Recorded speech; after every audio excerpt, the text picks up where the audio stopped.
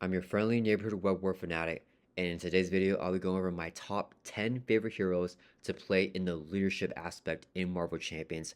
As usual, for all these heroes, I'll be giving an example deck list, and if you want to try out the decks for yourself, I will put all the decks showcased in this video in the description of this video, so you guys can click on that and play it yourself. If you guys are enjoying my Marvel Champions content, as usual, please give the video a like and subscribe to keep up with all my Marvel Champions lists, top 10 lists, and it really helps the channel out. So let's go ahead and jump straight into here with my 10th favorite hero to play in leadership, and that's going to be Wonder Man. If you guys have been following my channel, you guys know that I've been loving this deck. It's called Free Energy, and we have 15 zero cost events here, and it was able to take down Ronan the Accuser on expert mode. So this deck is very, very high tempo, very fast paced, and the coolest thing with Wonder Man is that with his alter ability here, the Ionic Energy Being, you can include events with the printed energy resource icon from any aspect in your deck. So really good energy aspect cards I really like is Defiance. It's a zero cost event. When a boost card on an enemy attacking you turn face up, you can discard it instead. So great way to just take damage and not take a lot of damage because you're getting that boost. And then you also have Turn of Tide here. It's a Justice card. After hero with Thor's and removes author from a scheme to use 3 damage to enemy. Very efficient damage for only 0 cost. So the main reason why we're playing leadership here is because these are energy resource icon events that you can include in an aspect. The leadership 0 cost events are not potentially resource icons. So we got to make the call here. 0 cost event, really good staple card, but it's a printed mental. And we have to call for 8 here to help us mill the deck. 0 cost event, but it's a printed physical. So if I want all of these 0 cost events, I got to play in a leadership aspect. We're talking about taking damage here with the Defiance. So with the Ionic Physiology here, after you play an event with the printed energy resource icon, you can tuck that event from discard pile underneath the Ionic Physiology, heal a damage from your identity. So we're healing up so much damage. So with the Defiance, if the villain is attacking you for, like, let's say they're doing 3 damage plus a boost of, let's say 3, right? If you play Defiance, you get rid of the boost so they don't do 3 damage, and then you get to heal it right after you play the Defiance. So they're essentially doing 2 damage to you, even if they have like a base attack set of 3. So yeah, I really like this card, and you're playing more of these energy resource events during your turn, so you're able to easily back up with your Ionic Physiology. So Wonder Man, we're very tanky. We have 12 life. We're taking a lot of damage. We're using our energy siphon here to take even more damage for high economy, and then we're healing all back up by playing these energy resource events. He has a bunch in his kit. 3 copies of Thor event here, active altruism. He's got 3 Ionic Blast, another 1 cost energy resource event, and we also have 3 copies of Starstruck here, another 1 cost energy resource event. So yeah, that's kind of how this deck works, and we're going really high tempo. We're milling a bunch of cards with our call for aid. We just discard until we get an Avenger, but it would discard Digging Deep from top of your deck. We can add your hand as a resource, and then we discard White Fox from top of your deck. You get to put her into play under your control. She's a energy resource icon, and Digging Deeps are all walls you can use as energies for all your kickers for all the Wonder Man events here. It's a pretty unique deck. We have the Quinn carry here to generate a water resource, which is usually going to be energy, and then we only have the double energies here because we just want a bunch of energies to hit all these kickers here. So it's super high tempo. If we lose cards with the call for aid, that's okay to mill it because we got all these player side schemes to get whatever build out that we want. Wonder Man's got really good Thor, so he can easily get that out. And then we also got Kalu to tutor top 5 cards of your deck for an event for whatever you need in the situation. And then we got Yellow Jacket to tutor to top 5 cards for an upgrade if you need like your Mr. Hollywood or whatever, right? So we have a lot of ways to grab these cards from discard pile back into play with the side schemes, and we can also tutor stuff with Kalu and Yellow Jacket. So a lot of milling here, but we usually are able to get everything we want to get in play. And yeah, just a really powerful, high tempo, fun build here with that energy, that resource icon right there. Let's move on to my 9th favorite hero to play in leadership, and that's going to be Captain America. Legend suits up here. So we got Suit up here as the main card in this deck, and this will probably be a very big card in prevalent in this video, just because Suit up, I think, is a very good staple card. Works out with allies, recursion, like recurring allies, and yeah, a lot of decks will want this because it's just a really solid card in leadership aspects. So Suit cost event. After you action search your deck and discard power for an ally, and upgrade that can be attached to the ally, then you add them to your hand. So this gives you flexibility to look through your deck and your discard pile for any ally and add to your hand. And upgrade that can be attached to ally has many eroded, so now it can be any upgrade that can be attached to any ally, and you can even use that upgrade as a resource to pay for the ally that you want to get to your hand as well. So the reason why I like this card so much with Captain America is that with his Living Legend, his alter ego ability, you can reduce the cost of the first ally played each round by 1. This ability can only be triggered in alter ego. So if you're in hero form and you play an ally, you can no longer use the living legend, right? So you want to be an alter ego, and the first ally plays round, you can reduce it by 1. This also does not work with a make the call, because make the call, you have to pay to print cost of an ally in your discard pile or another player's discard pile, right? So suit up is going to be perfect for this, because with suit up here, you can grab the ally, you add them to your hand, and into the first ally play in the round, you get that cost reduction from the living legend, and this is an alter ego action. Well, living legend will only be usable in alter ego anyway, so just good synergy there. But other than that, it's a pretty generic, leadership deck here with Captain America. We got the suit up just because it synergizes really well with this hero ability and its alter ego ability. And we also have the mission leader here. Reduce the cost to play this card by 1. If your Denny has a soldier trait, Captain America has a soldier trait, so it's really nice to get that cost reduction here. Very strong card. After the size is defeated, you can exhaust this card. Every player can draw a card. Really good card draw. And we also got the Avenge Me here, of course, because Captain America, he's an Avenger, so he can play this card. He fulfills a requirement for this. Attach an ally. When attached ally is defeated, draw 2 cards. Pseudo can also trigger this upgrade that can't be attached to an ally. Just going crazy with the card draw here with this. But yeah, other than that, it's pretty generic, but just working really well with the synergy here with Captain America. Let's move on to my number 8th favorite hero to play leadership, and that's going to be Penny Parker SPDR with my 100 damage, 1-turn kill mutant robot deck. So SPDR, you guys don't know how she works. She has a pretty bad hand size of just 3 in hero form and 4 in alter ego. But her hero ability here, it's called Sync Ratio. You can exhaust interface upgrade control to generate that upgrade's resources.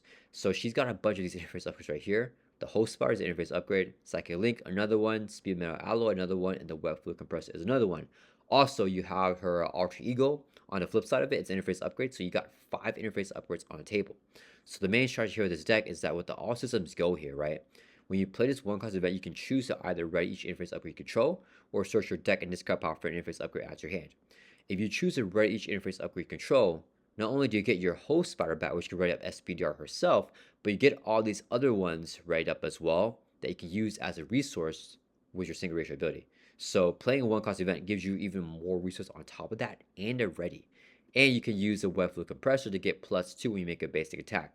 So with this deck right here, we want to stack it with Cyclops. So SPR is a crazy ready hero by herself. So if you're able to get Cyclops in play, increase the amount of damage the enemy takes from each attack by 1, you can choose a villain. So every single attack damage to the villain gets increased by 1 until the end of the phase. Then if you can rapid response Cyclops, like you can ready him up with like a command team, have him play, rapid response and playing him again, then you can choose the same villain and then stack it. So every single amount of attack damage to the villain gets increased by 2 for each one. So since we're writing up so much with SPR, already hitting for pretty hard with her attack stat of 2, and you can also use the Web Fluid Compressor to get +2 more. Increase even more with Cyclops. We're doing so much damage per hit and so many readies each time with the host spider and with Peter Parker Spider-Man also readying us up as well here, because each time he attacks for thwarts, you can choose another Web-Warrior character to ready that character. We want to ready SPDR. We ready up Spider-Man even more with the command teams here that we want to get built out. So after getting that fully built out board, we're getting so many readies here, and yeah, just a really fun deck to be able to get 100 damage in a single turn after we get all these cards. It takes a little bit of building out, but you can leave the villain at full health, which is what I try to do. And after it's all built out, you can just burst villain down one go, because you're doing over 100 damage in one turn. Insane amount of damage. Tons of fun. I have the whole sequencing right here if you guys want to try it out yourself. But yeah, super duper fun build, and yeah, crazy to do so much damage in a single turn. Playing in true slow without other players helping you, increase your attack stat or anything like that. Definitely multiplayer, it can pop off even more if other players are playing like an aggression and are giving you like a combat training or aggressive conditioning to buff up your attack stat even further. You can probably do 200, 300 damage a single turn too. Especially to have more command teams to give for you as well, right? To ready up more of your allies like Cyclops, like Peter Parker Spider-Man, get him back in play with like Cross Spider-Verse, giving you extra resources as well. So yeah, this deck, super duper fun. Definitely one of my favorite leadership decks to play in Marvel Champions. Let's move on to my number 7 favorite hero to play in leadership, and that's going to be Hulk here. So Hulk is very similar to Captain America. We want the pseudo shenanigans, but Hulk's got a different like step up there. So he's got the genius trait here in his alter ego.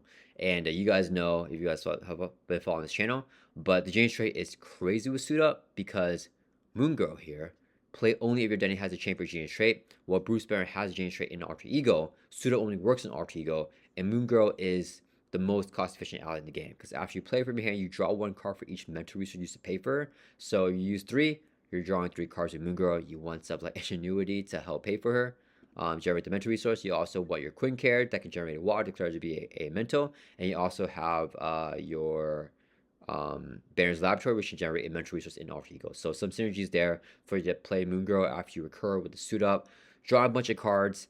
New card here, Avenge Me again. Really good. Hulk is an Avenger, so use this card to attach your allies. You can choose this card with the suit up, and then whenever you get those allies and they leave play, you can draw even more cards to help offset the terrible hand size that Hulk has. Only 4 in hero form and 5 in alter ego. But once you get built out, you become even better than a regular hero because you got the Ingenuity, Resource Generator, you got the Quinn Carrier, Heli Carrier, Bear's Laboratory, and the Mansion. When you get all that out, and it's super easy to pay for all your cards. A comment that I really like to do with this deck is to play the Honor Avenger on myself so that I gain the Avenger trait from alter ego. So that if I use 2 of an alter ego to grab and avenge me, I can play it down from alter ego because this card says play only if you have the Avenger trait. You'll get the Avenger trait in alter ego if you have the Honor Avenger. So yeah, pretty. I think Hulk is one of the coolest heroes to use a suit up Moon Girl deck with because normally he's a pretty like low tier hero, but with this type of build he can defeat every single villain in Marvel Champions on expert mode, which is pretty crazy for Hulk to do while building out. You don't even have to rush them, right? You can take down extra Venom Goblin. So yeah, I've had a lot of fun playing this deck, and it's definitely one of my favorite decks to ever play in Marvel Champions. Definitely some peak champions for me whenever I'm playing this. So yeah, let's move on to my 6th favorite hero to play in leadership, and that's gonna be squared off Thor here. I really try to keep Thor off this list because he's been like on my aspect, like top 10 heroes to play in a certain aspect video. But I really just can't keep this off because, I mean, honestly, guys, leadership Thor, it's a lot of fun. It's kind of the first time that I really felt Thor click for me. Even though my favorite aspect for him now is aggression, leadership squared off is what really popped it off for me. Just it would take down extra Venom Goblin with Thor for the first time with this deck was just so much fun, and then he's able to do it in every single aspect now because of all those aspect synergies with the minions, right? We got infiltration, injustice, we have spoiling for fight in aggression, and we got the squared. We'll come get me button in protection, and we got squared off here in leadership. So this is the main card of the deck. It's a 0 cost event. Hero action: discard from the counter until you get a minion. You put the minion into play, engage with you, then play any ally from your hand, reducing its cost by 3. That's insane. So we have a bunch of expensive allies here, like 3 costs, Deadpool, 3 costs, Hawkeye. She's kind of cheap, but we got a lot more expensive allies here because we want targets for the squared off. And it's very worth it because each time you engage a minion with Thor, with this hero ability, have at D, after you engage a minion, you draw 2 cards from the monster face. So not only are you getting a 3 cost reduction on your ally, you're also getting 2 more cards added to your hand. Really crazy. Get so much synergy here with Thor, with leadership, so much of an economy boost. And then whenever you get build out summons to Hulk, you get the 2 god thunders build out, you get all your Quinn Carrier, Heli Carrier, Mansion. Then Thor's got the cam like super solid there after he's got all that build out. So yeah, really fun synergy with Thor. Pretty simple deck here, just revolving around that squared up and popping off these odds to help us Thor because our Thoring's not that great in leadership here with Thor. So yeah, definitely a really fun deck that I highly recommend if you have never played squared off with Thor. Let's move on to my 5th favorite hero to play in leadership, and that's going to be Wiccan. It's the new Moon Girl. It's actually a Hulkling deck here, and this is definitely one of my easiest exploring games that I've ever played. We got the suit up here, but the main thing is going to be the strength and diversity. I think that Hulkling is one of the best heroes, if not the best hero to use this card with. This works so well in true solo, but I was able to pay for this card by myself at 3 player accounts because Hulkling's economy is insane. So this is a alliance card. You can't have other players help you play for it, but it's scaled. So it's 2 costs per player. So in true solo, it's 2 costs. 2 players, it's 4 costs. 3 players, it's 6 costs. And as a hero action for each different trait on friendly characters in play, you can choose to remove a threat from a scheme or deal damage to enemies. So if you have a lot of traits, you're doing a lot of impact here, right? If you're playing true solo, it's a 2 cost event that can do 3 damage or 3 threat removal, like from the get-go, because Hulkling on his Justice Identity card has the Avenger, Kree, and the Scroll trait. So he's already got 3 traits on his own, which is really good for this. Then if you have stuff like your Wing Shape, you gain Aerial with this. So now you have 4 traits. You play something like Vivian, who has 3 traits on her own with Aerial, Android Champion. You play an ally like Hugin Munin, who's got Aerial, Asgard, Bird, right? And you can easily do like 10 plus threat removal or like 10 plus damage with playing a 2 cost event true solo. In multiplayer, you might get more traits more easily, but Hulkling it's still easy to pay for it because you got so many of these double resources here with this Hulk shape. It's a double resource. You got the imitation shape double resource. So just really abusing all of these resources here to play crazy straight universities and pop off.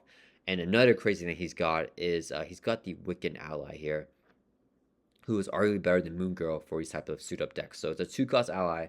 After you play Wiccan from your hand, you search your deck and discard pile. So deck or discard for any identity specific event adds your hand.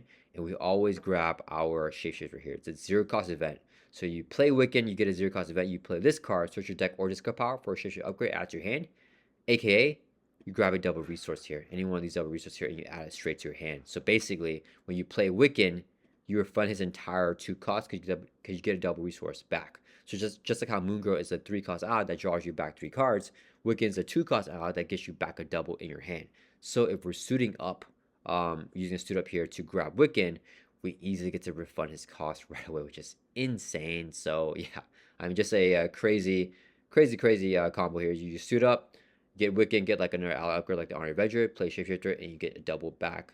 I mean, just totally refunding the cost here for the suit up here, which is just really powerful. Yeah, so Wiccan popping off with Hulkling, and then you go for that Strength University for the end game, doing tons of damage or threat removal, whatever that you need. Even at a higher player counts, this card or this deck goes insane. I actually enjoy this more at higher player counts because it feels crazy paying 6 costs by yourself for Strength University, like turn by turn. So yeah, tons of fun here. Wiccan is the new Moon Girl. Let's go over my 4th favorite hero to play in leadership. That's gonna be X23 here. Okay, so it's called Uncanny X23. And if you guys have heard me talk about X23, I just like playing her in the Voltron build. You know, she has one of the best identity-specific allies in the game of champs, which is the Honey Badger ally right here. It's a 2-cost ally, 1 threat, 1 attack, and 2 hit points. As a hero response, after Honey Badger takes any amount of damage, you can ready up X23. So this does not work if Honey Badger is defeated with that consequent damage. She has to stay alive here after she takes damage. Okay. So with this card right here, you activate with her, you take a consequent damage, and you can ready up X23. So a pretty powerful combo, but the problem is if you want to Voltron as ally, X23 has a very nasty obligation called self-isolation. You can never remove from the game. It just gets discarded after you do like the response on it. But basically, whenever you get that obligation in play, it's in your player, and it takes Honey Badger and it tucks her underneath self-isolation. So if you give her a bunch of these, X-Men training upgrades or like just ally buffs, all these ally upgrades, if she leaves play, then all those upgrades get discarded and you start back from 0. So that's why I don't like Voltron Honey Badger, because I don't feel like it's very reliable. Instead, what I like to do is recur Honey Badger, because X23's got this crazy card here called Sisterhood. It's a 2-cost support, stays in play forever, and if you exhaust this card, discard X23 card from your hand, you can search your deck and discard pile for Honey Badger and add her back to your hand. So you get to return Honey Badger to your hand from your deck or discard pile. So you get 2 to her. So if the obligation comes out, you lose Honey Badger, it's okay, we just 2 her back. Now, if we combine this with Children Atom, right, to give X23 also the X-Men trait, right, because all the X-Force characters will now gain the X-Men trait, then you can turn on Uncanny X-Men here. So each of your X-Men allies gets +1 hit point. Honey Badger just happens to be an X-Men ally, so she goes up to 3 hit points here, allowing her to take more console damage, and then be able to rate up X23 even more often, even without an ally upgrade. And then with a secondary effect here, if each of your characters has an X-Men trait, all the allies in deck are X-Men, and X-23 will gain the X-Men trait with Children Atom. Each of your X-Men allies costs 1 fewer resource to play. So that means that Honey Badger becomes a 1-cost ally that's recurable with Sisterhood. You can play her back constantly, have her activate every single turn, and array up X23 very easily. And that is the main game plan of this deck, to recur Honey Badger and just array up X23. And once you get that set up, you get tons of ready. You have Utopia here for some extra rays as well. Command teams to ready up Honey Badger so that you can activate with her to ready up X23 even further. So X23 is just really popping off here with leadership build. And yeah, it's very low. It's a lot more low to ground than a Voltron deck. And it's easier after you get something that wipes your board with like your obligation. You can so easily get this back set up immediately. Because all you gotta do is trigger Sisterhood here, and its card an X23 card, you get Honey Badger right back right away. So yeah, definitely my favorite way to play X23 in Marvel Champions, and much more reliable in my opinion than a Voltron build, because now I'm not worried about the obligation. Moving on to my 3rd favorite hero to play in leadership, that's gonna be Star-Lord here. I think everyone knows Star is a great leadership hero, but he's actually probably one of the best rush heroes in the entire game, and definitely the best leadership rush hero in the game. So you notice we got no supports here, no mansion, no helicarrier, none of that, because we're going for a 3-turn kill on every single villain. And I play his deck showcasing here against extra Ronin. I think we played like 2 or 3 games, and we're able to get him within the 3rd turn all those games. It's a pretty reliable deck here. And the main strategy here is similar to the Wonderman deck, where we got the call for aids, because when you play this card, you just card from top of deck until you get a measure ally. So hopefully you can mill stuff like White Fox to get it and play for free, but you can also mill Digging Deeps to get more economy to your hand that you can spend. And with Star-Lord here, with his ability, each ally you control gains a guardian trait. So when you play something like Blaze of Glory, each guardian character gets +2 to and +2 attack this phase. So all of your allies are now guardians, so you get +2 attack on all of them. You can really pop off for tons of damage and go for that final push here. This deck is pretty difficult to play. I highly recommend checking out the playthroughs here for like the exact nuances of like what to do turn per turn. But we're basically just trying to get set up turn 1 and then go for the burst on turn 2 / turn 3, and then we're able to usually finish it off there on turn 3. Yeah, this is tons of fun. Very, very high tempo with Gamora, synergizing with Starlord as well, using your hero ability. What could go wrong to cheapen how you play in cards, but you get face down counter cards, and just popping off with stuff like your sliding shots right here. So your sliding shots to do damage for each additional face down counter card in front of you, and Enduring Escapes also helping you do extra counter cards to ready up and draw on your card.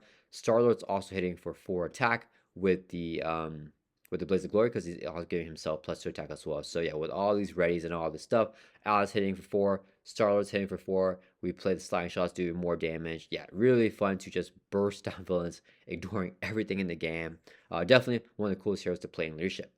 Let's move on to my second favorite hero to play leadership, and that's going to be Cyclops. These are all classic leadership heroes right here. This is my favorite deck for Cyclops. It's called Spiritual Tactician. And yeah, with Cyclops here, with his deck ability, you can include X-Men allies from any aspect in your deck. So, of course, we've got the Rainbow X-Men ally lineup right here. And my favorite combo here with Cyclops is going to be Meditation. So, I love to give Cyclops the honorary X-Men so that he has the X-Men trait even in Alter Ego. Then, if you play a Meditation, after you actually exhaust your Alter Ego, play a card from hand, reducing his resource cost by 3. Now you can cheapen the cost to play like either one of these X-Men allies, or get built out really quick by playing like an X-Jet or like an Avengers Mansion, or even like an Uncanny X-Men, right? So you cheat that card out, and then if you can play an ally later on that turn, you can trigger Utopia to raise Cyclops back up because he has the X-Men trait. So if you're in Alter Ego, and let's say you use Meditation, you play an ally like Blindfold, you play it for free. When she enters play, she scries the encounter deck, and then you can trigger Utopia to raise Cyclops back up immediately, even in Alter Ego, to help you recover if you need to recover with Cyclops. So yeah, this is definitely one of my favorite builds. You can also have Professor X right up an X-Men character, which can be Cyclops if he has the Honored X-Men attached to him, because he has the X-Men trait in Alter Ego. So yeah, I love to give Cyclops the X-Men trait in Alter Ego. I love to play Meditation to get quickly build out here with these cards, or to play these allies very cheap early on. Then after you get Uncanny X-Men online, these allies are all super duper cheap to play. With the Rainbow allies here, we get all the versatility that we want. The scrying flip down ability with the Confused with Justice allies. You get the Leadership allies giving you like more economy, right? With Beast and Pixie. With the Protection allies protecting you with Nightcrawler, and then Polaris giving you a tough. And we got the Christian allies here to help do some extra Confuses and to pop up attachments, on the villain. So yeah, just a super well-rounded versatile deck. Definitely one of the strongest decks in Mario Champions, just Cyclops leadership, because of that deck building ability here to do all this stuff. So yeah, one of my favorite builds in the game. And then let's move on to my number 1 favorite deck to play in Mario Champs in leadership. You guys already know what it is. It's going to be Weaving Threads Spider-Man here. Yeah, guys, I mean, this is a pretty, this is like, I think Spider-Man is the best hero to run this suit up shenanigan with. So suit up, we talked about before, Alter Ego action. You can grab Moon Girl with this. Moon Girl, you can only play your identity has a champ or genius trait. Peter Parker has got that, he's got the genius trait in Alter Ego. So you can play her in Alter Ego. Suit up only can be played in Alter Ego, so you're suiting up for Moon Girl as a player, you draw 3 cards back, and with his Scientist ability, it's a resource to generate a mental resource limit once per round. That will always help you pay for Moon Girl. And yeah, it's just a strong version of the Hulk deck because you have more economy innately, more easily able to pay for Moon Girl and get those allies entirely set up. You build all your stuff here with the Mansion, Queen Carry, Triskelion, get your Web of Life of Destiny out. And I like that you can suit up and tutor any upgrade that can be attached to ally, including the Warrior of the Great Web. And you don't need a tutor or web warrior because of the broader pursuit of you can grab this card with any ally that you want, including Moon Girl. And then another big thing with this is to grab a Clear Purpose, which I have edited in the deck description because it's a mental resource that you could use a resource to pay for Moon Girl here because she requires mentals to get that card draw back. And then of course I also added here in the description, we gotta put in we gotta add in the Avenge Me here. This is a new card here, one of the strongest cards in Marvel Champs, and it's upgrade you can tutor with Suda. We talked about it a lot earlier.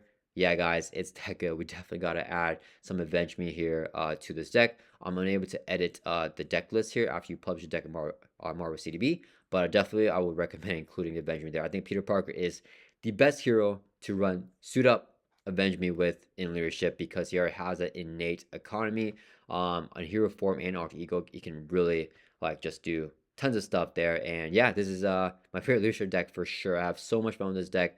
Took down the expert campaign here for Sinister Motives, and that was tons of fun, super thematic as well. And we're able to play, this is the deck to play 4 swing web kicks in a single turn, because if you guys see my plays, you guys know I always try to play 3 swing web kicks to end out games with Spider-Man, which is, 24 damage. But with this deck here, you can actually get Ghost Spider on her last hit point. So after you play the 3 swing web kicks, if you can deck out your deck by having allies elite play, then you have a new deck. And if Ghost Spider activates and she leaves play, you can search that new deck for a 4th copy, because the swing web kick got shuffled back in, for a 4th swing web kick to play it again, and then pop off there for 32 damage. It's much easier to do in multiplayer though, so I did this in multiplayer. But in Truso it's possible too, but it's gonna be a lot harder to do just because it's not as much setup. But yeah, in multiplayer, 4 swing web kicks in a turn. In True Solo, you could do 3 swing web kicks in a turn. That's just so fun. Swing web kick hitting 8 damage for each one feels like a blast. And yeah, that's gonna round out my top 10 list here for my top 10 favorite heroes to play in leadership. Let me know down in the comments which heroes that you agree with. Let me know which ones that you enjoy playing leadership that I left out of this list. I hope you guys all enjoy this video, and I'll see you guys all in the next one. And yeah, we'll probably be doing my top 10 favorite heroes to play in the pool aspect next. And that one's going to be pretty fun, pretty wonky, but you guys know I love the pool aspect, so we're going to have a lot of fun heroes in that list as well.